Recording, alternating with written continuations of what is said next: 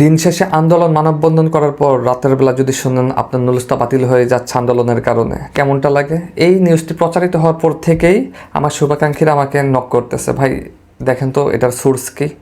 আসলে একটা কথা বলবো যে আপনারা যারা ইতালি নিউজ প্রচার করি, ওদেরকে যারা নিউজ আপডেট দেই, সোর্স ছাড়া কোনো আপডেট প্রকাশ করবেন না। আপনাদের কাছে অনুরোধ করতেছি, সোর্সবিহীন কোনো আপডেট প্রকাশ করবেন না। আর হ্যাঁ, আপনারা যারা আমার চ্যানেলে নতুন এখনো সাবস্ক্রাইব করেন, অবশ্যই কিন্তু সাবস্ক্রাইব করে রাখবেন।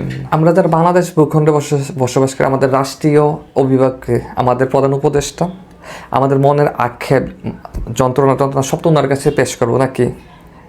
এটা তো খারাপ কিছু না। এত মানুষ, হাজারো মানুষ কিন্তু, যে 60,000 ভুক্তভোগীর এখানে জমা আছে, কিন্তু আসছে কিন্তু হাজার খানেক হবে, 1-2 হাজারের বেশি হবে, 2 হাজারের বেশি হবে না মানুষ। তো এখন কথা হচ্ছে কি, এই এত মানুষ যে তাদের মনের আক্ষেপগুলো প্রকাশ করেছে, এটা কি ভালো হয়নি? এটা কি অন্য দেশের ক্ষেত্রে কি কোনো সমস্যা হচ্ছে? ইতালি এটা কীরকমভাবে ওরা দেখতেছে বিষয়টা, সেটাও জানা দরকার। আপনাদের মনের আক্ষেপগুলো কিন্তু আপনাদের সরকারের অভিভাবকের কাছে প্রকাশ করতেছেন। সম্মিলিতভাবে যদি না হতেন, সরকার এটার প্রতি ততটা একটা দৃষ্টি করতো না। যেহেতু আপনারা অনেক মানুষ সম্মিলিত হয়েছেন, সংবাদ সম্মেলন করেছেন, প্রধান উপদেষ্টার বাসভবনে গিয়েছেন, অবশ্যই সেটার একটা কিছু হবে। কিন্তু কথা হচ্ছে গেম, আপনার একজনের জন্য কি, একটা দেশের জন্য কি ইতালির সরকার কি তাদের আইন পরিবর্তন করবে? অবশ্যই কিন্তু না। বাংলাদেশের জন্য কিন্তু আইন পরিবর্তন করবে না। হয়তোবা আমাদের সরকার ওই সরকারের কাছে এতটুকু রিকোয়েস্ট করতে পারে যে ব্যাকলগে যে পাসপোর্টগুলো আটকে রয়েছে, যে জমাগুলো পড়ে আছে বিএফএসগুলো বলে, এগুলো একটু তাড়াতাড়ি করে দিতে, এতটুকুই।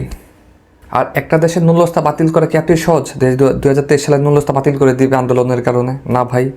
অরিজিনাল হলে 100% ওদের রুলস রেগুলেশন অনুসারে যদি আপনার ক্রাইটেরিয়া যদি পূরণ করে থাকে, ন্যূনস্থার মালিক যদি এগ্রি যদি করে, তাহলে অবশ্যই আপনি 2 বছরের পরে হলেও আপনি ভিসা পাবেন, এটা কনফার্ম। আন্দোলনের জন্য ভাই ন্যূনস্থা বাতিল দেওয়া এটা এখতিয়ার পড়ে না, এটা রুলসের মধ্যে আসে না।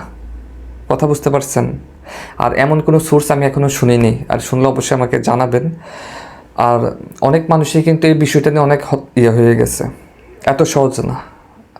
যেমন দেখেন, 145 ডিগ্রি দ্বারা রুলস করে একটা গ্যাজেট আইন প্রকাশ করেই কিন্তু বাংলাদেশ, পাকিস্তান, শ্রীলঙ্কার যে ন্যূনস্থাগুলো উঠছে, ওইগুলো আবারও যাচাই বাছাই করতেছে।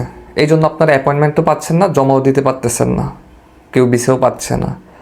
তবে সরকারের কাছে এটাই প্রত্যেকের আবেদন ছিল যে এইগুলো যেন একটা নিষ্পত্তি যেন তাড়াতাড়ি করা হয়। কারণ একটা মানুষ দেখা যাচ্ছে যে এগুলোর জন্য অন্য কোথাও মুভ করতে পারতেছে না।